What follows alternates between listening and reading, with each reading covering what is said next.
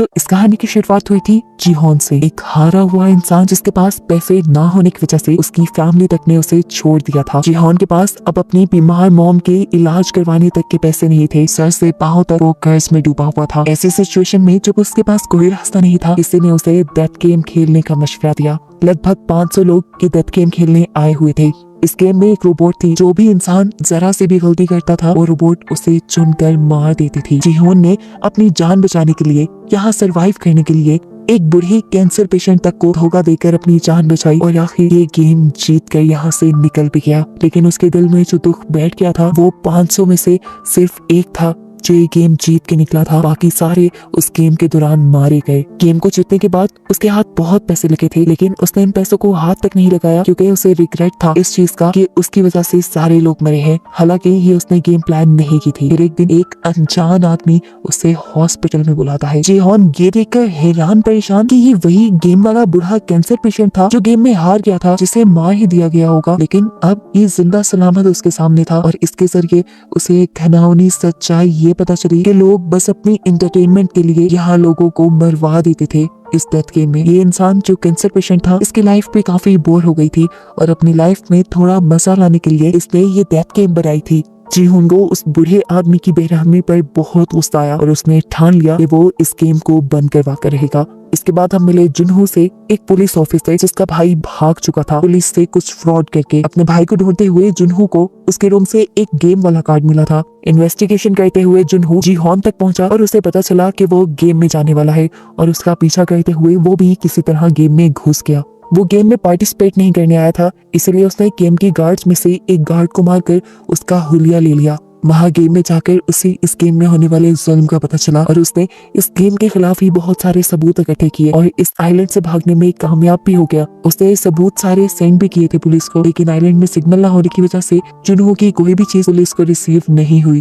उस पे जुल्म ये कि जुनहो पकड़ा भी गया फ्रंटमैन के हाथों। फ्रंटमैन वो आदमी है जो इस गेम को खिलाता है और यहाँ हमें ये देखकर हैरानी हुई कि जुनहो का भाई ही असल में फ्रंटमैन था। उसने जुनहो को गोली मारने से पहले अपना चेहरा दिखाया और जुनहो को गोली मार दी, जिसके बाद उन्हें लगा कि जुनहो मर गया है और उन्होंने उठाकर जुनहो को पानी में फेंक दिया। और यहाँ पहले सीजन का रिकैप खत्म होता है। नेक्स्ट सीजन की कहानी यहीं से कंटिन्यू हो रही है। सबवे स्टेशन पे हम अब जीहोन को देख रहे हैं जो अपनी बेटी से मिलने के लिए जा रहा है। सबवे स्टेशन पे उतरते ही उसकी नजरें दो आदमियों पे रुक गई। उन दोनों में से एक आदमी वही आदमी था जिसने जीहोन को स्क्विड गेम का कार्ड दिया था। ये बात समझ गया कि अब ये लोग दोबारा एक नई गेम के लिए लोगों को इकट्ठा कर रहे हैं, लेकिन वो अभी नहीं इनके बुरे इरादों में कामयाब होने नहीं देगा। वो भागते हुए उस आदमी तक पहुंचने की कोशिश करता है, लेकिन उसने फिर भी थोड़ी देर कर दी थी। वो आदमी वहां से जा चुका था। जिन्होंने उस आदमी के हाथ से कार्ड ले लिया जिसको वो गेम वाला आदमी कार्ड देकर गया था और फौरन उस नंबर पे कॉल मिलाई। कॉल मिलाते ही वो फ्रंटमैन को धमकी देता है कि मैं तुम्हें तुम्हारे इरादों में कामयाब होने नहीं दूंगा, मैं इस मर्तबा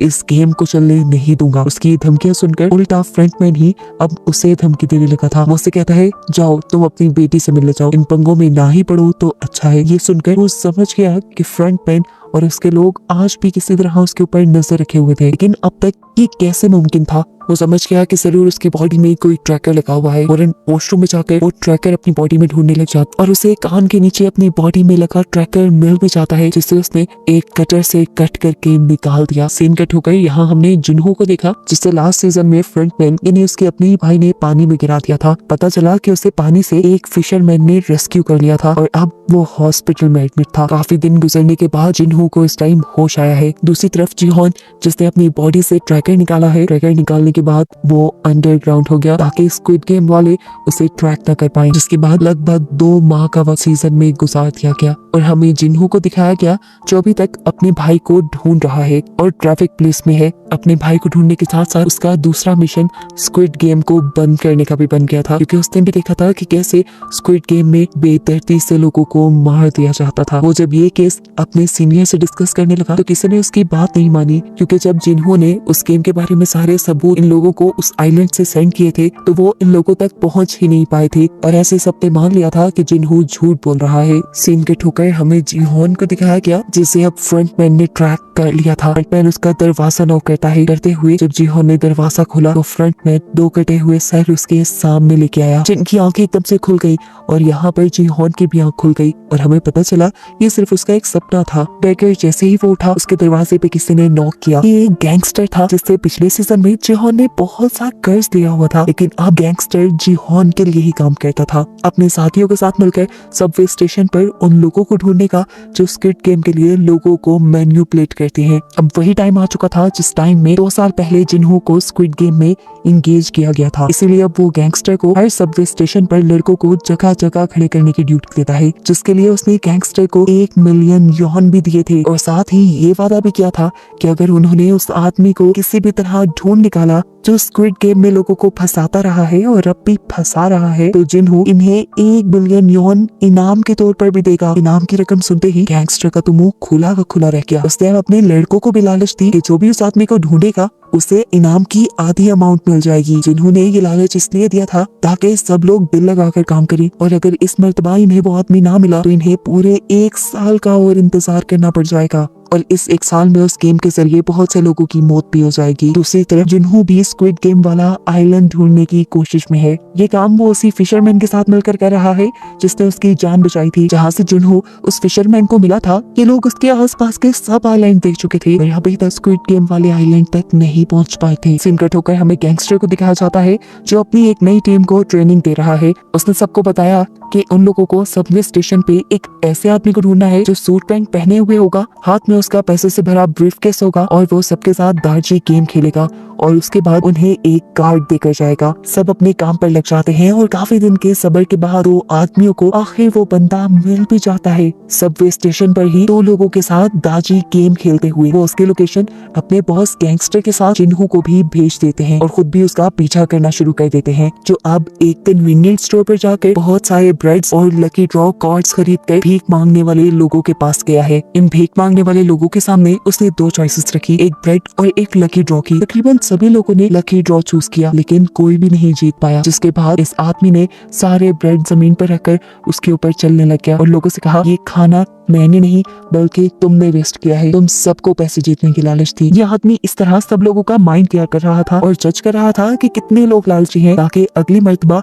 वो इन्हें गेम में फंसा सके। खैर दिखाया जाता है कि जीहोन के लोग यहाँ पर भी उसके पीछे हैं और वो उसकी ये नई लोकेशन जीहोन को सेंड कर देते हैं। जीहोन यहाँ आने के लिए तेजी से गाड़ी चला रहा होता है तो उसे पता नहीं चलता वो एक सिग्नल तोड़ देता है और ऐसे ट्रैफिक पुलिस उसे रोक लेती है।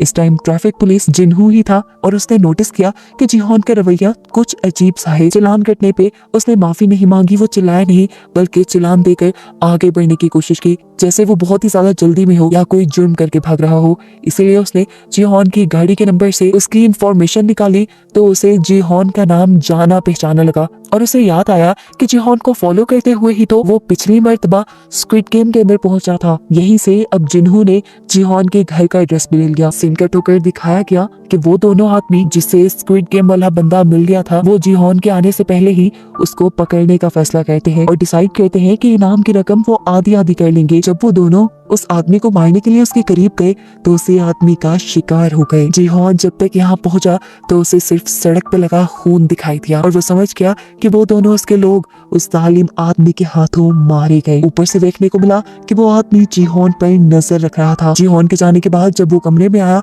तो पता चला कि उसने जीहोन के आदमियों को अब बंदी बनाया हुआ है। वो इनके साथ भी डेथ गेम खेलता है क्योंकि उसे भी डेथ गेम खेलने में मजा आता था। गेम तो बच्चों वाली थी, स्टोन पेपर सीजर, पर उसने शर्त रखी थी जो हारा वो मारा जाएगा। ऐसे ही जब उनका एक साथी हारता है तो यह आदमी उसे गोली मार कर खत्म कर देता है और फिर दूसरे आदमी से जिन्हू का एड्रेस पूछता है। जिन्हू का एड्रेस पता चलते ही वो उस आदमी को छोड़कर वहां से चला गया। यहाँ शाम में जिन्हू जब अपने घर पहुंचा तो वो आदमी उससे पहले ही उसके घर में छुपा बैठा था।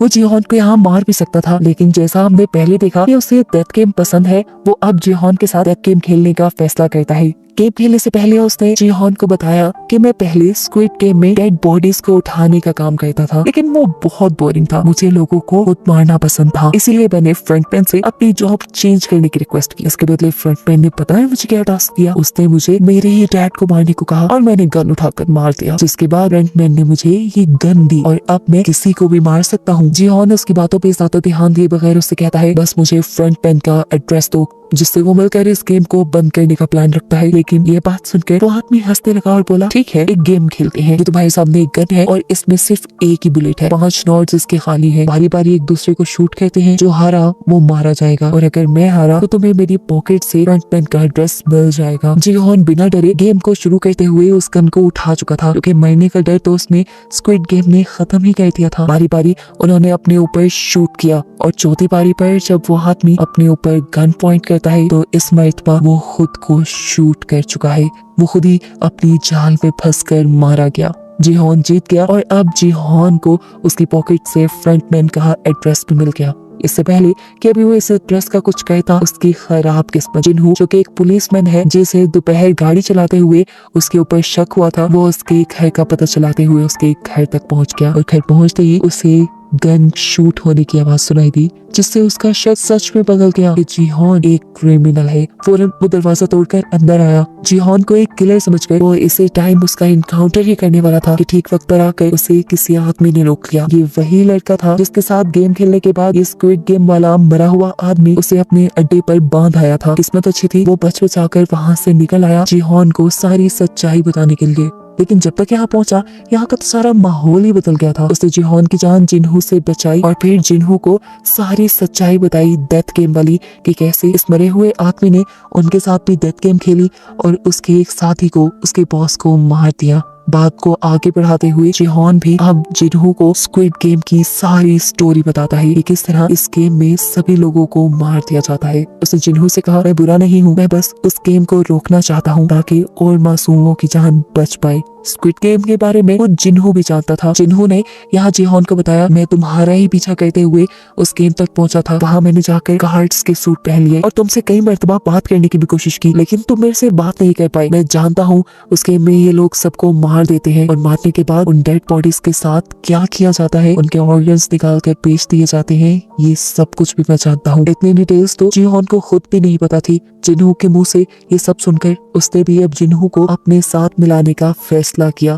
और जिन्हू को अपना प्लान बताया कि वो स्क्विड गेम के सभी बनाने वालों को चुन चुन कर मार देगा। एक फ्रंटमैन है जिसे आज तक उसने नहीं देखा, वो ब्लैक मास्क पहने आता है। उसने इल नामी एक बूढ़े कैंसर पेशेंट के साथ मिलकर ये गेम बनाई है। वो उन आदमियों को मारकर इस गेम को खत्म करना चाहता है। यहाँ पर गैंगस्टर भी इन दोनों की सारी बातें सुन चुका था। वो इनसे कहता है मैं भी तुम्हारा साथ देना चाहता हूँ, मैं उनसे बदला लेना चाहता हूँ अपने उस मासूम साथी का जो मेरा राइट हैंड था, और अब मैं पैसों के लिए नहीं बल्कि हक के लिए तुम्हारा साथ दूंगा। ये सुनकर जीहॉन को भी अच्छा लगा और वो इन दोनों को अपनी एक रूम में ले गया जहाँ बहुत सारे पैसे थे। ये पैसे वो स्क्विड गेम से ही जीत कर आया था और अब इन पैसों को वो स्क्विड गेम को बंद करने के लिए ही इस्तेमाल करेगा। जीहॉन इन लोगों को दिखाता है कि उसने ब्लैक मार्केट से बहुत सारी गन्स भी परचेज की हुई थी और एक सीक्रेट जगह भी बनाई हुई थी उसने, जहां वो अपनी ट्रेनिंग करता था। लेकिन इतना सब काफी नहीं था, उसे लड़ाई के लिए काफी सारे और लोगों की भी जरूरत थी। जीहॉन अब जिन्हू को अपनी पुलिस वाली जॉब पे छोड़ने को कहता है ताकि ये लोग अपना मिशन अच्छे से कंप्लीट कर पाए। सीन कट हो गए। अब हमें एक न्यू कैरेक्टर नियोल को दिखाया जाता है। ये एक गरीब लड़की है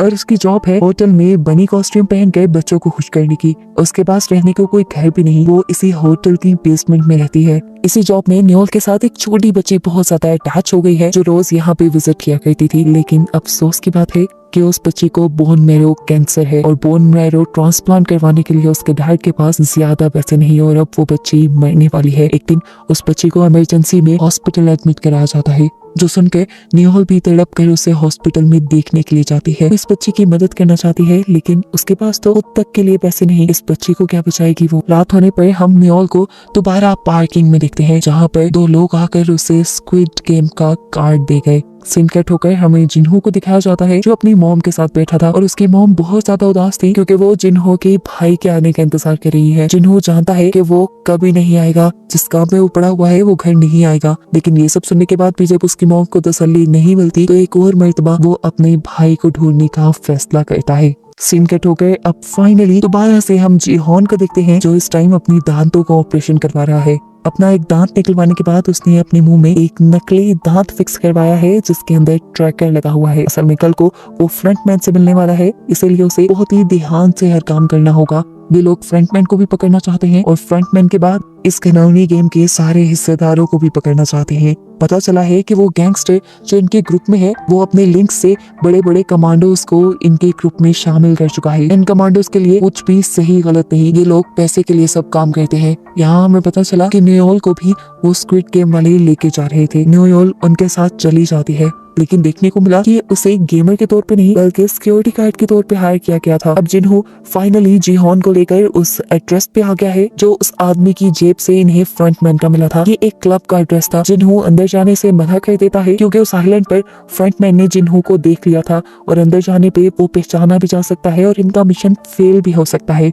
इन दोनों ने अब जिन्हों को छोड़कर अंदर जाने का फैसला किया कि लोग जैसे ही अंदर गए तो बाहर जिन्हों ने नोटिस किया कि दो गार्ड्स जो कि स्क्विड गेम वाले यूनिफॉर्म पहने हुए हैं, वो इस पार्टी के अंदर गए हैं। और इससे वो समझ गया कि अभी तक फ्रंटमैन अंदर नहीं आया, शायद ये दोनों अंदर की सिक्योरिटी चेक करने के लिए आए हैं। अब यही बात कि फ्रंटमैन अंदर नहीं है जिन्हों अपने साथियों को बताना चाहता था, लेकिन अंदर जाने पर उसने देखा कि जीहॉन को फ्रंटमैन के लोग दूसरे दरवाजे से कहीं ले जा चुके हैं। जीहॉन के मुंह में लगे ट्रैकर की मदद से इन लोगों ने उस गाड़ी को ट्रैक कर लिया, जिसके अंदर वो लोग जीहॉन को ले गए थे। जिन्हों और उसके बाकी साथी उस गाड़ी का पीछा करने लगे और सही वक्त देखकर वो उस गाड़ी पर हमला करके वहां से फ्रंटमैन को किडनैप करना चाहते थे, लेकिन फ्रंटमैन तो उस गाड़ी में था ही नहीं। इस गाड़ी में लगे हुए एक डिवाइस की मदद से फ्रंटमैन जीहॉन से बातें कर रहा था और ट्रैकर में आने वाली आवाजों से जिन्हों और उसके लोगों को लग रहा था कि फ्रंटमैन उसी गाड़ी में है। ये बात वो ठीक तरह से अपने साथियों को बता भी नहीं पाया कि गाड़ी के अंदर फ्रंटमैन नहीं है। वो कॉल के जरिए ही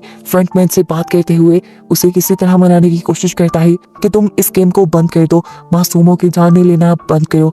जिसपे फ्रंटमैन ने उसे कहा, मैं जबरदस्ती किसी को इस गेम में इन्वॉल्व नहीं करता, सब खुद ऐसे ही लालच में आते हैं। फ्रंटमैन ने बड़ी ढिठाई से बोला, मैं तो एक सोशल वर्क कर रहा हूँ। जो सुनकर अब जीहॉन को गुस्सा आ गया और उसने बोला, तुम्हारे काम को कैसे सोशल वर्क कहा जा सकता है? तुम तो लोगों की मजबूरियों का फायदा उठाकर उन्हें मार देते हो। जो सुनकर फ्रंटमैन हंसने लगा और बोला, अरे मेरी बात सुनो, जो लोग इस गेम खेलने के लिए मानते हैं वो पहले से ही लाइफ में हार चुके होते हैं इस दुनिया के लिए, बस वो किसी गन से ज्यादा नहीं। और बस मैं उस गन को खत्म कर रहा हूँ और उससे बाकी लोग इंटरटेन हो रहे हैं, इसमें बुराई क्या है? दूसरी तरफ इस गाड़ी से बाहर हमें दिखाया जाता है कि फ्रंटमैन के स्नाइपर जिन्हों और उसके सभी साथियों की गाड़ियां पंचर कर चुके थे ताकि वो लोग आगे उसे फॉलो ना कर पाए। इस चीज को जानते हुए जीहॉन भी इस गाड़ी से निकलने के लिए यहाँ ड्राइवर को शूट करने की कोशिश करता है, लेकिन उसे पता चला कि ये पूरी गाड़ी बुलेट प्रूफ है। साथ ही ड्राइवर ने भी बुलेट प्रूफ कपड़े पहने हुए हैं और वो अब इस गाड़ी में फंस चुका है। ये देखते हुए जीहॉन वापस बैठ गया और अब उसके दिमाग में एक नई खिचड़ी बनने लगी। पता नहीं क्या सोचकर उसने फ्रंटमैन से दोबारा इस गेम में हिस्सा लेने को बोला। वो ऐसे तो इन सबको मना नहीं पाया था, लेकिन अब उसको लगता है कि वो गेम में जाकर इस गेम में होने वाली सारी ज्यादतियों को रोक सकता है। अब वो बंदा जो इस गेम को बिल्कुल पसंद नहीं करता वही ये गेम खेले तो मजे का हो सकता है। इसलिए फ्रंटमैन ने भी उसे गेम में दोबारा एनरोल कर लिया और अब उसे बेहोश करके ये लोग स्क्विड गेम के अंदर ले गए। जिन्हों फौरन उनका पीछा करने के लिए एक बोट के अंदर ट्रैकर्स लगा लेता है और उसी फिशरमैन के जरिए उन आइलैंड को ढूंढने के लिए निकल जाता है जहाँ पर वो जीहॉन को लेकर जा रहे होंगे। यहाँ जीहॉन को दोबारा दिखाया जाता है जिसकी यहाँ स्क्विड गेम के बेड पर खुली है। उसे अपना पुराना ही नंबर दिया गया है। यहाँ पर पहले की तरह बहुत सारे और लोग भी हैं जो एक दूसरे को देखकर कंफ्यूज है, साथ ही गेम्स के लिए भी कंफ्यूज है। अब गार्ड्स यहाँ आकर इन्हें गेम्स के रूल बताना शुरू करते हैं। रूल्स बताने के बाद गार्ड्स ने इन सब की हिस्ट्री इन सबको दिखाई कि यहाँ पर सिर्फ वही लोग आए हुए हैं जिन पर मिलियंस का कर्ज है। ये सब बताने के बाद गार्ड्स ने बताया कि जीतने वाले को 45.6 मिलियन यॉन मिलेंगे। इस गेम के पूरे 6 राउंड होंगे, एक दिन में एक राउंड खेला जाएगा और हर गेम के बाद वोटिंग भी होगी कि क्या इन्होंने ये गेम कंटिन्यू रखना है या नहीं। और अगर ये लोग गेम बंद करने का डिसाइड करते हैं तो सभी प्लेयर्स को जीते हुए पैसे डिवाइड करके दे दिए जाएंगे। ये एक नया रूल था। जीहॉन जान गया कि ये उसी की वजह से डाला गया है। आगे बढ़कर सबने कॉन्ट्रैक्ट साइन कर लिया। जीहॉन ने देखा तकरीबन सभी रूल्स पुराने थे, बस कुछ एक आध नए थे। इसके बाद यहाँ एक एक करके सभी प्लेयर के पिक्चर्स ली गई। इस गेम को खेलने यहाँ पर कोरिया का एक फेमस रैपर भी आया हुआ था, जिसे देखकर सब हैरान थे। उसके साथ पिक्चर भी बनवाना चाहते थे। उसने सबसे वादा किया कि यहाँ से बाहर जाते ही वो सबको एक एक पिक्चर देगा। यहाँ देखने को मिला कि जीहोन का एक दोस्त भी यहाँ आया हुआ था और ये लोग तकरीबन 3 साल बाद मिल रहे थे। जीहोन के गायब होने की वजह से उसका ये दोस्त उससे बहुत ज्यादा नाराज था। तब जीहोन उससे कहता है, मैं बाहर जाकर तुम्हें सब सच बता दूंगा, तुम इस जगह गलत आ गए हो, तुम्हें नहीं आना चाहिए था, और अब अगर तुम्हें अपनी जान प्यारी है तो जिस तरह मैं कहूँ तुम्हें उस तरह ही करना है। खैर अब गेम भी शुरू होने वाली थी। सभी लोग बाहर ग्राउंड पे आ गए। ये पुराना ही ग्राउंड था। जीहोन समझ गया कि ये गेम भी पुराने वाली ही है। सीन कट होकर अब हमें जिन्हों को दिखाया गया जो जीहोन का ट्रैकर ट्रैक करते हुए आइलैंड तक पहुंच भी गया है, लेकिन यहाँ उन्हें कोई ऐसी फैसिलिटी नहीं मिली जिसमें गेम खेली जा रही हो। ट्रैकर को ट्रैक करते हुए ये लोग एक फिशरमैन तक पहुंचे और देखा गया कि जीहोन का ट्रैकर यहाँ चारे में पड़ा था। ये देखते हुए उन्होंने फिशरमैन को ही मारना शुरू कर दिया और उससे इन्वेस्टिगेट करने लगे इस ट्रैकर के बारे में। तब फिशरमैन ने जवाब दिया कि मुझे तो ये चारा फ्री मिला था। वहाँ गेम के अंदर भी जीहोन परेशान था कि जिन्हों और उसकी टीम इन सबको रेस्क्यू करने के लिए क्यों नहीं पहुंची, कहीं उसके ट्रैकर में तो कुछ गड़बड़ नहीं। कैमरे से छुपते हुए वो अपने मुंह से जब अपना टूटा हुआ दांत निकालता है तो ये देखकर हैरान रह जाता है कि उसमें ट्रैकर ही नहीं था और गेम वालों ने गेम में आने से पहले उसका ट्रैकर वाला दांत निकाल दिया। और वो समझ गया कि अब वो बहुत बड़ी मुसीबत में है। किसी को तो क्या बचाना, वो खुद भी इस गेम से नहीं निकल सकता। फिर भी वो सबकी जान बचाने का इरादा तो रखता था, इसीलिए उसने सबसे कहा कि इस गेम को आप लोग वैसे ही खेलेंगे जैसा मैं कहूँगा, वरना आप लोग मारे जाएंगे। अब गेम भी स्टार्ट हो चुकी थी। जीहोन सबको अपने एक्सपीरियंस से गाइड करते हुए उस वक्त में आगे लेकर जा रहा था जब डॉल का मुंह पीछे होता था। सभी लोग जीहोन की बात मान रहे थे, लेकिन बहुत से लोगों को यकीन नहीं था कि जीहोन सच बोल रहा है। ऐसे ही वो रैपर अपने सामने वाली लड़की के कान के नीचे मक्खी देखकर उसे उड़ाने को कहता है। वो लड़की पीछे मुड़कर उसे देख के हंसने लग जाती है। उसके मुड़ने की मूवमेंट डॉल ने डिटेक्ट कर ली थी और स्नाइपर से उसके सर पे शूट करके उसे मरवा दिया। इससे सब लोग एकदम से बुखलाकर भागने लगे। हालांकि जीहोन उन्हें मना भी कर रहा था। फिर जो हिला वो मारा गया। अब सबको यकीन आ जाता है कि जीहोन की बात मानना ठीक है। जीहोन अब सबको लाइन में आगे बढ़ने को कहता है, जिससे डॉल बहुत कम इनकी मूवमेंट को डिटेक्ट कर पा रही थी। सब पैनिक भी थे। इसी पैनिक कंडीशन को कंट्रोल करने के लिए रैपर अपनी ड्रग ले लेता है और मदहोश होकर बहुत सारे अपने सामने वाले लोगों को धक्का दे देता है। इसी वजह से इन लोगों को स्नाइपर गोलियां मार देते हैं और ये सभी मारे जाते हैं। जिसके बाद डॉल के पीछे मुंह कहते ही ये सब रेसिंग लाइन की तरफ भागते हैं। बहुत सारे लोगों ने तो लाइन क्रॉस कर ली, लेकिन यहाँ एक आदमी ने जीहोन से मदद मांगी, जिसे यहाँ के लोगों ने मारने के लिए उसके पांव पे गोली मारी थी, मगर वो बच गया था। कैट नामी एक प्लेयर और जीहोन उसे सहारा देकर उसे बचाकर लाइन के दूसरी पार तो ले आते हैं, लेकिन उसकी बुरी किस्मत के एक स्नाइपर ने उसके सर पे शूट करते हुए उसे मार डाला और ये स्नाइपर नियोल ही थी। उसकी इस हरकत से सारे गार्ड्स को भी गुस्सा आया था। यहाँ पे कोई भी गार्ड सर पे गोली नहीं मारता था। सर पे गोली मारने से लोगों की बॉडी के ऑर्गन्स जल्दी डैमेज हो जाते थे, जिनको इन स्क्विड गेम वालों ने बेचना होता था। नेक्स्ट सीन में जिन्हों को दिखाया जाता है जो अब परेशान है कि वो जीहोन को कहाँ ढूंढे। ये बात वो समझ गया था कि यहाँ करीबी किसी भी आइलैंड पे स्क्विड गेम वाली फैसिलिटी नहीं होगी, क्योंकि यहाँ गेम वालों ने उसे खुद भेजा था। फिलहाल ये लोग यहाँ से वापस आने का प्लान करते हैं क्योंकि समुद्र में तूफान भी आने वाला है। फिर सीन कट होकर हमें दोबारा सारे प्लेयर्स को दिखाया जाता है। सारे प्लेयर्स बहुत ज्यादा घबराए हुए थे गेम में होने वाली मौत से। अब जैसे ही गार्ड्स इनके रूम में आते हैं, सब और भी ज्यादा डर जाते हैं और इनसे माफी मांगते हैं और कहते हैं प्लीज हमारी जान बख्श दो। लेकिन गार्ड्स उन्हें गेम के नए रूल बताने आए थे। गार्ड्स ने बताया कि 500 में से इस गेम के बाद सिर्फ 365 लोग बचे हैं। वो सबको ऊपर मनी बॉक्स में देखने को कहता है, जहाँ पे बहुत सारे पैसे गिरे थे। गार्ड बताते हैं कि अभी वोटिंग होगी और अगर सब लोग यहाँ से जाने का फैसला करेंगे तो ये पैसे सभी लोगों में डिवाइड हो जाएंगे। अब गार्ड्स ने इनकी जीती हुई अमाउंट उन्हें बताई। अगर वो अमाउंट सब में डिवाइड होती तो ये पैसे एक एक इंसान को बहुत कम मिलते और सभी लोगों का कर्जा उससे ज्यादा था। इसीलिए बहुत से लोगों ने गेम कंटिन्यू करने का डिसाइड किया। सबका फैसला बदलते देखकर जीहोन सबको समझाता है, अगर यहाँ रहे तो वैसे भी मारे जाएंगे, लालच नहीं करो, यहाँ से जाने के लिए वोट दो। जीहोन की ये बात सुनते हुए इन सबके पीछे बैठी हुई एक तांत्रिक जो कि एक प्लेयर भी थी, वो बोलती है कि हमारी मौत जहाँ लिखी होगी वहीं पर आएगी, मौत से ना डरो। ये बात सुनने के बाद सभी लोगों ने वोटिंग स्टार्ट कर दी। जीहोन सबसे पहले आगे बढ़ा और उसने गेम रोकने के लिए वोट किया। एक एक करके लोग आगे बढ़े और बहुत से लोग गेम को ना रोकने के लिए भी वोट कर रहे थे और ये देखकर जीहोन की जान निकल रही थी। आखिर ये वोटिंग टाई हो गई।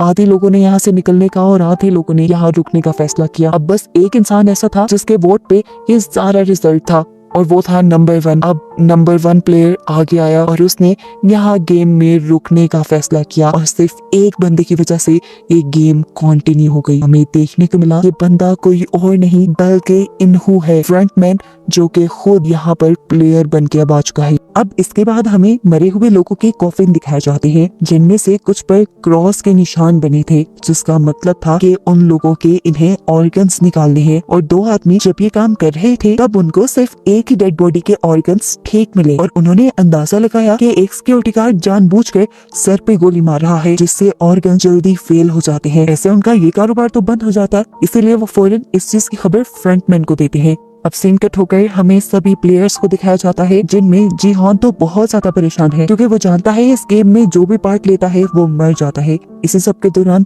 इन्हू बाकी सभी प्लेयर्स को लेकर उसके पास आया और उसने जीहॉन से कहा, देखो तुम पहले भी इस गेम में आ चुके हो, तुम एक्सपीरियंस्ड हो, तुम हमारी मदद कर सकते हो जिससे हम लोगों की जान भी बच जाए और हमें पैसे भी मिल जाए। ये सुनने के बाद जीहॉन उन्हें बताता है कि पिछली मर्तबा हमने दूसरी गेम डलजूना गेम खेली थी, जिसमें शुगर कैंडी के अंदर से हमने शेप्स निकालनी थी। ट्रायंगल सबसे इजी शेप थी और अम्ब्रेला सबसे ज्यादा हार्ड। ये सुनकर इन्हू बोला, जिसने अम्ब्रेला चुना होगा वो तो सबसे बड़ा बेवकूफ होगा। उसकी ये बात सुनकर जीहॉन को याद आया कि पिछले सीजन में जीहॉन ने ही अम्ब्रेला चुना था। खैर सारा क्राउड यहाँ से चला गया और अकेले में इन्होंने जीहॉन से सवाल किया, तुम दोबारा इधर क्यों आए हो, तुम्हारे पास तो बहुत पैसा है। जीहॉन दुखी हुआ और बोला, वो पैसा मेरा नहीं बल्कि मरे हुए लोगों का था और ऐसे ही अब भी जो हम पैसे जीतेंगे वो भी मरे हुए लोगों के होंगे। इन्हों से कहता है, तुम ज्यादा नहीं सोचो। उसकी ये बात सुनकर जीहॉन उसी पे भड़क गया और बोला, तुम चाहते तो इस गेम को रोक सकते थे, तुमने ये गेम क्यों नहीं रोकी। इन्होंने जवाब दिया, क्योंकि यहाँ पे बहुत से लोग गेम खेल कर पैसे कमाना चाहते हैं, सबका कर्ज उन पैसों से ज्यादा था जो हमने कल जीते थे। उनकी बहस खत्म करवाते हुए जीहॉन का दोस्त उससे कहता है, अच्छा ठीक है, अब हमें एक नई स्ट्रेटेजी प्लान करनी चाहिए अगली गेम्स के लिए, ताकि हम ज्यादा लोगों की जान बचा सके। दूसरी तरफ हम देखते हैं कि एक और जगह बहस चल रही थी। यहाँ पे एक जैक नाम का यूट्यूबर था, साथ ही साथ वो डिजिटल करेंसी को भी डील करता था और उसके इस काम में बहुत से लोगों की इन्वेस्टमेंट थी, जिसमें वो रैपर थॉमस भी था। लेकिन डाउनफॉल आने की वजह से सारे के सारे पैसे डूब गए, इसीलिए वो ये गेम खेलने आया हुआ था। थॉमस और उसका दूसरा साथी उसे मारने लग जाते हैं, ये कहते हुए कि तुम्हें हमारे पैसे वापस देने पड़ेंगे। जीहॉन और उसका दोस्त इस लड़ाई को रुकवाते हैं। इसके बाद सभी अपने अपने बिस्तर पे चले गए। बेड पे लेटने के बाद इन्होंने जीहॉन से माफी मांगी उसके गलत बिहेवियर के लिए और बताया कि गेम में रुकना उसके लिए इसलिए जरूरी था क्योंकि उसकी वाइफ को लिवर कैंसर था, उसको लिवर ट्रांसप्लांट की भी जरूरत थी और जब उसने लिवर ट्रांसप्लांट के लिए बहुत सारे पैसे इकट्ठे किए, कर्ज लिया, तो उसके डिपार्टमेंट वालों को लगा कि उसने करप्शन की है, जिसकी वजह से उसकी जॉब भी चली गई और अब उस पे बहुत बड़ा कर्ज भी है। वो ऐसे बिना पैसे लिए यहाँ से नहीं जा सकता। उसको इमोशनल हुआ देखकर जीहॉन भी उसकी मजबूरी समझ गया और उसने भी ठान लिया कि अगले गेम में वो सबका साथ देगा। सीन कट होकर हमें दिखाया गया कि अब यहाँ के नए फ्रंटमैन के सामने नोयोल को बुलाया गया है क्योंकि वो लोगों के सर में गोली मार रही थी। जब फ्रंटमैन उससे वजह पूछता है तो वो बताती है कि पुराने फ्रंटमैन ने मुझसे यही डील की थी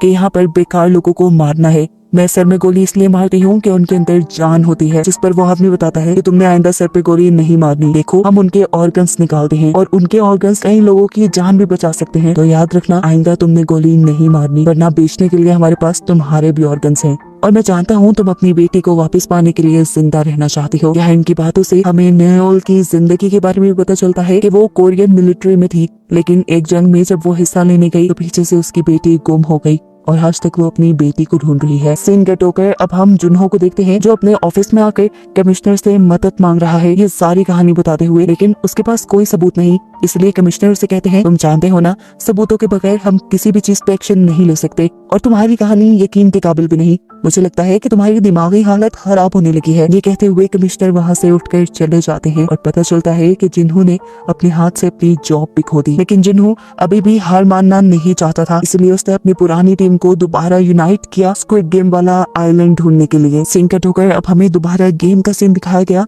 जहाँ पे अब वो डलजन गेम स्टार्ट हो गई थी। जीहॉन के कहने पर सबने ट्रायंगल चुना था, लेकिन जैसे ही सबने बॉक्स खोला तो एक ट्रायंगल के अंदर छोटे छोटे कई ट्रायंगल्स थे। ये देखकर सभी डर गए और जीहॉन पे चिल्लाने लगे। जीहॉन भी डर गया और तब उसकी आंख खुल गई और हमें पता चला ये सिर्फ उसका पूरा सपना था। खैर अब सब उठ भी चुके थे, दूसरे गेम का टाइम भी हो गया था। इन्हें अब एक नए ग्राउंड में लेके आया जाता है जहाँ कर जीहॉन हैरान परेशान था क्योंकि ये गेम पहले उसने नहीं खेली थी। जब बाकी सब लोग आके जीहॉन से इस गेम के बारे में पूछते हैं तो वो बताता है ये कोई नई गेम है और मुझे इसके बारे में नहीं पता। ये सुनकर सब उस पर भड़क गए। इससे पहले कि ये सब लोग उसे मारना शुरू कर देते इन्हों दरमियान में आ जाता है और ये लड़ाई रुकवा देता है। यहाँ पर अब इन्हें 5-5 लोगों की टीम बनाने को कहा गया था। डैनी जो कि प्रेग्नेंट थी और जैक की गर्लफ्रेंड थी, जैक उसके पास आकर उसे कहता है कि तुम मेरी टीम में आ जाओ, लेकिन डैनी इनकार कर देती है क्योंकि अब उसे जैक के साथ नहीं रहना था। वो अब जीहॉन की टीम के पास गई और उसने उनसे कहा प्लीज आप लोग मुझे अपनी टीम में ले लें, मैं प्रेग्नेंट हूँ और मुझे कोई और अपनी टीम में नहीं ले रहा। ये लोग मान जाते हैं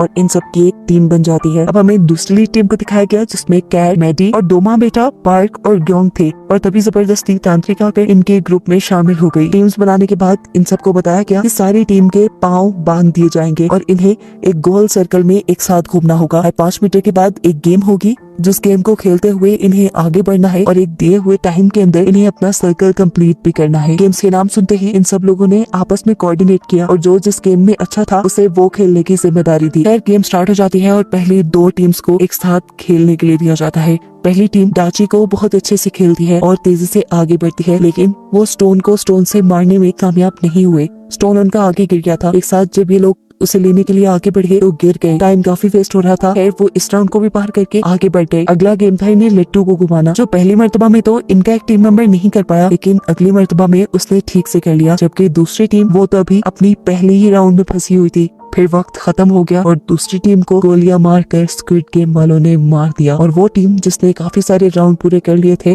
वो भी अपना टाइम पे सर्कल कंप्लीट नहीं कर पाई थी और ऐसे उन्हें भी गोलियां मारकर मार दिया गया। ये देखकर सभी बहुत ज्यादा डर गए, घबरा गए। यहाँ पर अब सब लोगों की लाशें उठाई जा रही थी। एक बंदा अभी जिंदा था, मरा नहीं था। इन्होंने उसको भी उठाकर कॉफिन में डाला और उसके कॉफिन पे क्रॉस का निशान बना दिया। लेकिन फिर यहाँ पर नेओल आई और उसने आकर उस आदमी के सर पे गोली मारते हुए उसे जान से मार डाला। ये चीज फ्रंटमैन ने भी देख ली थी और उसकी इस हरकत से फ्रंटमैन के साथ उसके सारे गार्ड भी गुस्से में आ गए। खैर अब अगली टीम की बारी आ गई। ये कैट की टीम थी।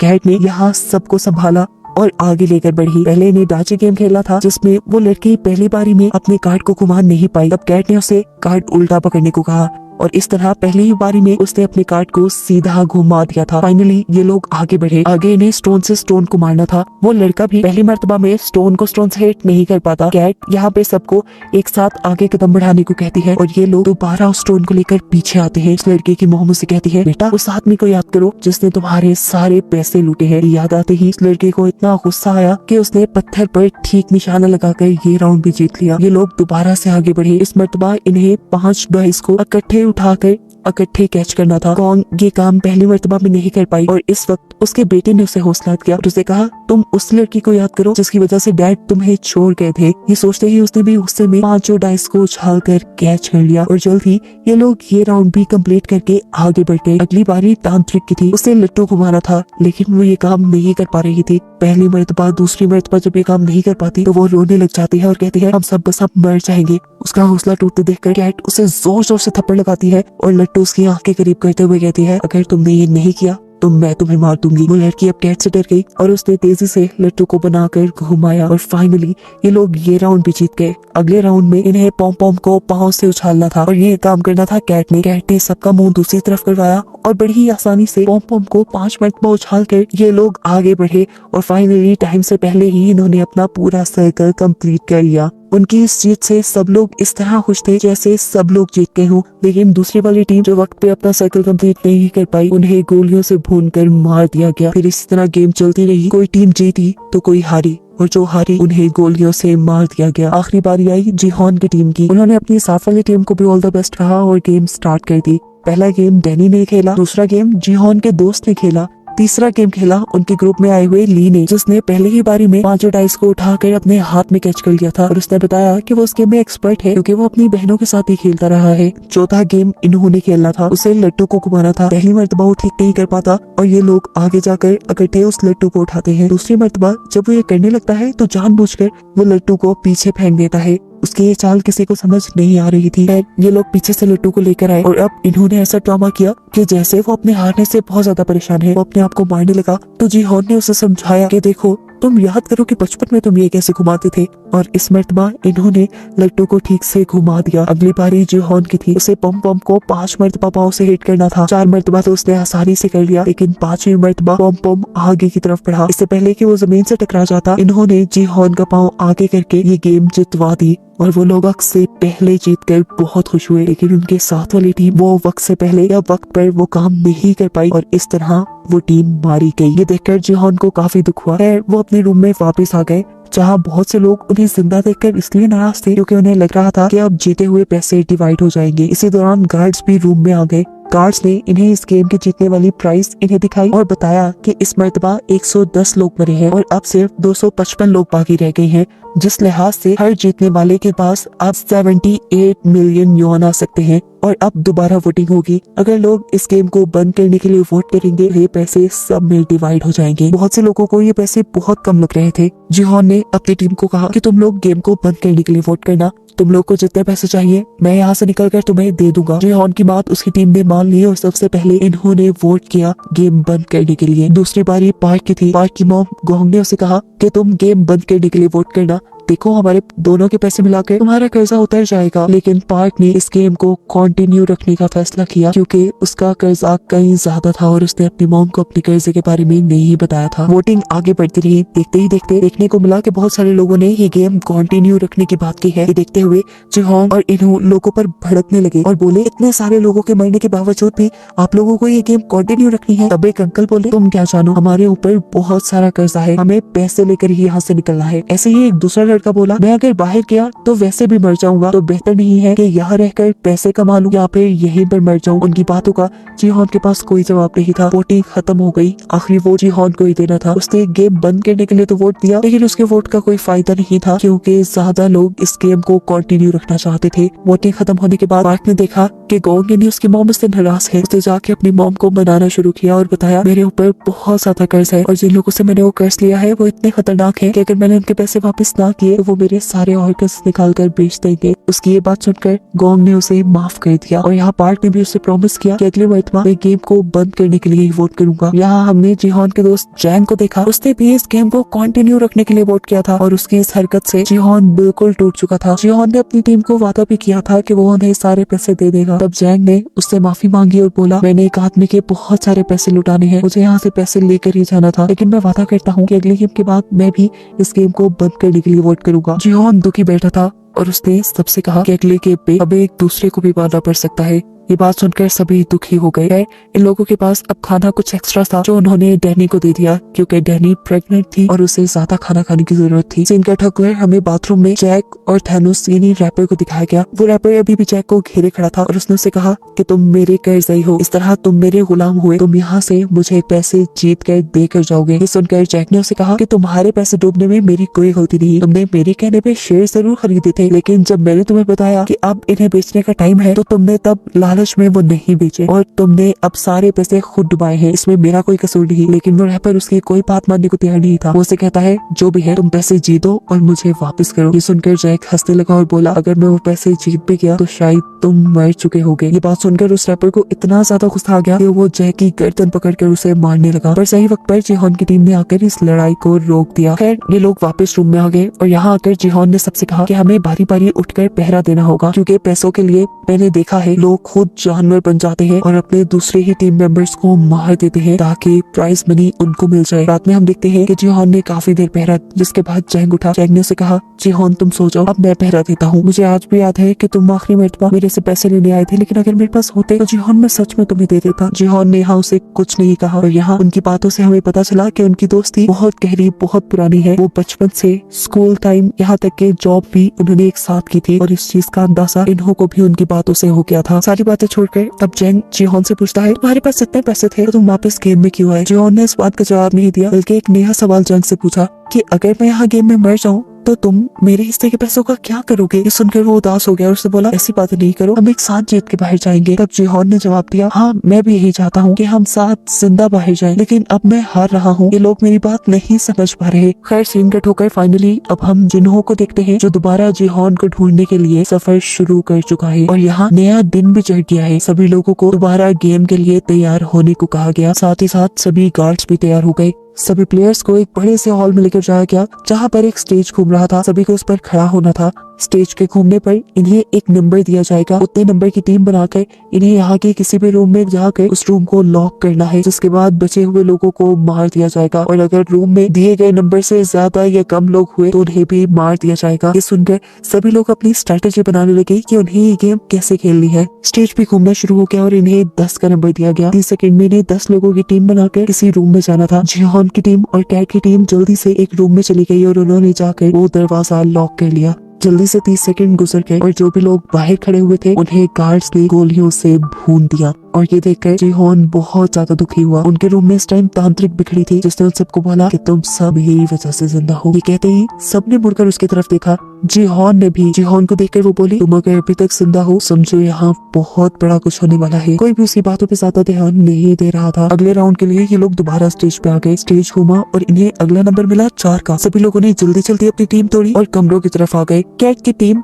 तांत्रिक को छोड़कर अपने रूम में बंद हो गई थी, जबकि जिहोन की टीम ने इन्हू को छोड़ दिया था और फिर उसके बाद पहले की तरह बचे कुछ लोगों को मार दिया गया। गार्ड्स ने देखा कि एक रूम में 3 लोग थे। गार्ड्स ने उनको भी पकड़कर मार डाला। ये लोग जब रूम से बाहर आए तो तांत्रिक अजीब सी नजरों से उन्हें देख रही थी, जबकि जिहोन और उसकी पूरी टीम इन्हू के लिए परेशान थे। लेकिन इन्हू सेटिस्फाई था। उसने कहा कि मैं लोगों से जल्दी दोस्ती कर लेता हूँ, इसलिए मैं बच गया। फाइनली अगला राउंड शुरू हुआ और इन सबको 3-3 का नंबर मिला। इन लोगों ने अपनी दोबारा टीम तोड़ी और आगे बढ़े। गोंग अपने बेटे पार्क के साथ आगे जाना चाहती थी, लेकिन 2 लड़कों ने जबरदस्ती पार्क को पकड़कर अपने रूम में ले गए और गोंग ये देखकर परेशान हुई कि उसके बेटे ने उसे छोड़ दिया। वो वही परेशान करी थी कि ठीक वक्त पर जिहोन और इन्हू आए और उसे पकड़ते हुए एक रूम में ले गए। वहाँ बैठकर भी गोंग बहुत ज्यादा परेशान थी क्योंकि उसके बेटे को उसकी बिल्कुल भी परवाह नहीं थी, चाहे उसकी मॉम मर भी जाए। उसकी ये बात सुनकर जिहोन और इन्हू को भी दुख हुआ। ये लोग दोबारा रूम से बाहर आए, जहाँ पर पार्क भी इस चीज से दुखी था कि उसने अपनी मॉम को छोड़ दिया, लेकिन गोंग ने उसे गले लगाकर संभाल लिया। इधर कैट और मैडी भी गोंग से मिले, जिनको एक तीसरे बंदे ने मिलकर बचा लिया था और वो भी अब से इनकी टीम का मेंबर बन गया था। फिर अगला राउंड भी शुरू हो गया। इस मरतबा इन्हें नंबर मिला 6 का। ये लोग अब दोबारा टीम बनाने लगे। मैडी और कैट की टीम जिहोन की टीम से डैडी को लेकर एक रूम की तरफ बढ़ी, लेकिन गलती से मैडी को धक्का देने पर वो पीछे रह गई। सब लोग परेशान हो गए, लेकिन तभी जल्दी से सामने से जैक आकर इनके रूम में घुसकर इनका रूम लॉक कर लेता है और बाहर मैडी रह जाती है, जिसे गोली लगकर वो इनकी आंखों के सामने मारी गई। कैट उसके मरने से बहुत दुखी थी क्योंकि गेम में आते ही पहले उसकी दोस्त मैडी बनी थी। वो उसके मरने का गुस्सा जैक के ऊपर निकालने लग जाती है, लेकिन तब जैक उनसे कहता है कि अगर मैं सही वक्त पर आकर तुम्हारा रूम लॉक ना करता तो तुम सब के सब मारे जाते। मेरा एहसान मानो, मैंने तुम्हारी जान बचाई है, क्योंकि मैडी सही वक्त पर अंदर नहीं आ सकती थी। उसकी बात गलत भी नहीं थी, इसीलिए सबका गुस्सा ठंडा हो गया। खैर अब अगला राउंड स्टार्ट हो जाता है। इन्हों का ख्याल था कि अब गेम वाले 2-2 का नंबर चुनेंगे, क्योंकि यहाँ पर 50 कमरे हैं और ये लोग 126 लोग रह गए हैं। इन्हों के कहने के मुताबिक बाकी 2 का नंबर मिला। सब 2-2 की टीम बनाकर कमरों की तरफ भागने लगे। इन्हों और जैंग जिस कमरे में गए वहाँ पर एक और बंदा आ गया। ये लोग 3 हो गए थे। अगर इन्हें गार्ड्स देख लेते तो मार देते।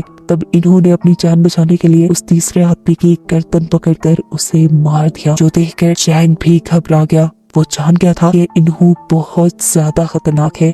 गेम अब खत्म हो चुकी थी। ये लोग वापस अपने रूम में आ गए, जबकि दिखाया गया कि मरे हुए लोगों को कॉफिन के अंदर डाला जा रहा था। जो लोग पूरी तरह मर चुके थे, जिनके ऑर्गन नहीं निकाले जा सकते थे, उनको जला दिया गया और बाकी लोगों के ऑर्गन्स निकाले गए। सीन कट होकर अब हमें जिन्हों को बोट पे दिखाया गया, जो ड्रोन की मदद से सही आइलैंड को ढूंढने की कोशिश कर रहे हैं। यहाँ पर फिशरमैन से कहता है कि अब हम बस उन आइलैंड्स को ढूंढेंगे जिनको हमने पहले नहीं ढूंढा। उसके बाद जिन्हों मान जाता है और ये लोग ड्रोन के जरिए एक ऐसे आइलैंड को देखते हैं जिसपे एक छोटा सा गेट था। जिन्हों समझ गया कि जरूर इस गेट के नीचे ही वो फैसिलिटी होगी। उसने फौरन अपने आदमियों को वहाँ भेजा और आदमियों ने जाकर जैसे ही वो कैबिन वहाँ खोला तो एक बहुत बड़ा ब्लास्ट हुआ, जिसमें उसकी बहुत सारी टीम मारी गई। इस चीज ने उसे बहुत बड़ा धचका दिया था। वो जान गया था कि ये सिस्टम सारा गेम वालों ने ही लगाया होगा ताकि लोग डिस्ट्रैक्ट होकर मारे जाएं। सिंगल क्लिप पर दोबारा हमें गेम का सीन दिखाया जाता है, जहाँ पर सभी प्लेयर्स अपनी गेम्स के बारे में बात कर रहे हैं। तांत्रिक आकर कैट की टीम से कहती है, तुमने मुझे अपनी टीम से निकाला था ना, देखो अब मैं तुम्हें शराब देती हूँ, तुम सब भी मैडी की तरह मारे जाओगे। जो सुनकर गैंग बोली, तुम्हारी बातों से कुछ नहीं होगा। यहाँ अब जैक भी डैनी के पास आया। वो डैनी के बच्चे को अपनाना चाहता था। उसने डैनी से कहा, देखो डैनी, हम अब गेम को बंद करने के लिए वोट करेंगे और इसके बाद अब यहाँ से निकल जाएंगे। हम दोनों के पैसों को स्टॉक में इन्वेस्ट करके एक अच्छी जिंदगी गुजारेंगे। ये सुनकर डैनी को गुस्सा आ गया और वो बोली, तुम आज भी मेरे लिए मेरे पास नहीं आए, बल्कि मेरे पैसों के लिए आए हो। तुम अपने पैसों का जो कुछ मर्जी करो, मैं अपने पैसे से अपने बच्चे को अकेले पाल सकती हूँ। ये कहकर वो वहाँ से चली गई। जबकि दूसरी तरफ हमें इन्हू और जीहॉन को दिखाया गया जिन्होंने गेम बंद करने वाले लोगों को गिन लिया था। गेम बंद करने वाले लोग अभी भी कम थे और गेम को कंटिन्यू रखने वाले लोग ज्यादा बच गए थे। तब जीहॉन सिचुएशन देखते हुए इनसे कहता है कि हमें लोगों से बात करनी चाहिए और इस गेम को बंद करने के लिए कहना चाहिए, जिस पर इन्हों से समझाता है देखो हम इस तरह नहीं कर सकते। ऐसे में वो लोग जो इस गेम को कंटिन्यू रखना चाहते हैं उल्टा भड़क जाएंगे और गेम से पहले ही यहाँ लड़ाई हो जाएगी, सब एक दूसरे को मारने लग जाएंगे और यही तो वो गेम वाले चाहते हैं। अब वोटिंग का भी टाइम आ गया था। वोटिंग से पहले गार्ड्स ने आकर इन सब लोगों को बताया कि अब बचे हुए लोग सिर्फ 100 रह गए हैं और अगर 100 के 100 लोग यहाँ से निकलने का डिसाइड करते हैं तो हर एक को 365 मिलियन यॉन मिलेंगे, जो सबके लिए तकरीबन काफी थे। वोटिंग स्टार्ट हो गई। इस पर वोटिंग काफी क्रिटिकल थी क्योंकि जितने लोग यहाँ से निकलने के लिए वोट कर रहे थे उतने ही लालची लोग ये गेम कंटिन्यू रखने के लिए भी वोट कर रहे थे। दिखाया गया कि तांत्रिक के कहने पर एक लड़की ने गेम को कंटिन्यू रखने का वोट दिया है, जिससे गेम को कंटिन्यू रखने वाले लोग ज्यादा हो गए हैं। लेकिन अच्छी बात थी कि अभी इन्हों का वोट बचा हुआ था। सभी उसे देखकर डर गए और सबसे ज्यादा डरा जैंग। जैंग जो उसका कारनामा देख चुका था रूम में एक आदमी को मारने का, वो ये बात जीहॉन को बताने लगा। लेकिन उससे पहले ही इन्होंने उनके हक में वोट देकर उसकी इस बात को काट दिया और सब लोग खुश हो गए। लेकिन अभी तो वोटिंग टाई हो गई थी, इस वोटिंग का कोई रिजल्ट नहीं निकला। तब गार्ड्स ने कहा कि अब वोटिंग सुबह को दोबारा होगी, सुबह तक के लिए कोई फैसला नहीं है। अब सभी लोग जिन्होंने ये गेम को खत्म करने के लिए वोट दिया था वो सभी परेशान बैठे थे कि पता नहीं सुबह क्या होगा। तब एक आदमी मशवरा देता है कि हम उनके किसी एक आदमी को बनाकर अपनी साइड कर लेते हैं। ये सुनते ही पार्क आगे बढ़ा और उसने बोला कि अगर तुम लोग इस गेम को कैंसिल करने को कहते हो तो मैं तुम सबको खाने की पार्टी दूंगा। लेकिन उसके बाद से सामने वाली टीम भड़क गई। सामने वाली टीम के अंकल बोले अगर तुम सब मर गए देखो हमें तो ज्यादा पैसे मिलेंगे। और यहाँ पे अब ली नाम का लड़का खड़े होकर कहता है और अगर गेम बंद ना हुई तो देखना तुम सब लोग मर जाओगे। बहस बढ़ते बढ़ते इनकी लड़ाई तक आ गई। ये सब लोग अपनी लाइन में आ गए। उनकी ये बहस देखते हुए जीहॉन ने नोटिस किया कि आज इन सबको खाने के साथ फॉग भी दी गई थी कि अगर लड़ाई हो तो इसे हथियारों के तौर पे यूज किया जा सके। सीन कट होकर हमें वॉशरूम में दिखाया गया कि वो रैपर एक आदमी को डरा धमका रहा है क्योंकि उसने गेम बंद करने के लिए वोट किया है, जबकि रैपर ने उसे गेम को कंटिन्यू रखने को वोट देने को कहा था। ये देखकर जैक सामने आया और उसने रैपर से कहा कि तुम किसी को भी धमका नहीं सकते वोटिंग के लिए। इन सबके दरमियान बहस इतनी बढ़ गई ये लड़ाई की तरफ चली गई। जैक इस लड़ाई से बचना चाह रहा था लेकिन रैपर ने उसको ओवर पावर कर दिया और उसका गला दबाकर उसे मारने ही वाला था कि उस वक्त पे जैक को ना चाहते हुए भी रैपर के ऊपर फॉग से हमला करके उसे मारना पड़ा। उसने फॉग रैपर के गले में धंसा दिया था जिससे उसकी वहीं पे मौत हो गई। रैपर के मरने के बाद दिखाया गया कि सिर्फ जैक और रैपर के दरमियान में ही नहीं बल्कि यहाँ सभी लोगों के दरमियान में लड़ाई चल रही थी और वॉशरूम के बाहर गार्ड्स पहरा दे रहे थे क्योंकि वो तो खुद चाहते थे कि लड़ाई होती रहे। यहाँ अब हॉल में बताया गया कि कैसे बहुत सारे लोग वॉशरूम में लड़ाई करके मारे गए हैं और उनके मरने से इनकी अमाउंट में और ज्यादा पैसा भी डाला गया। ये करने के बाद अब सारे लोग वापस आए और इन्होंने बताया कि कैसे वॉशरूम में वोटिंग को लेकर लड़ाई हो गई थी। सिंकट होकर यहाँ पे हमें जिन्हों की बोर्ड को दिखाया जाता है जिसमें एक आदमी की तबीयत खराब हो रही थी। वो उल्टी करने के लिए जब बाहर आया तो उसने देखा कि फिशरमैन जिसे जिन्हों अपना साथी समझ रहा है वही उसके सिस्टम में गड़बड़ी कर रहा था और यहाँ हमें रिवील हुआ कि असल में वो भी गेम वालों का ही एक मेंबर है। जब फिशरमैन ने देखा कि जिन्हों के एक गार्ड ने उसे देख लिया है तो वो उस गार्ड को ही उठाकर पानी में फेंक देता है।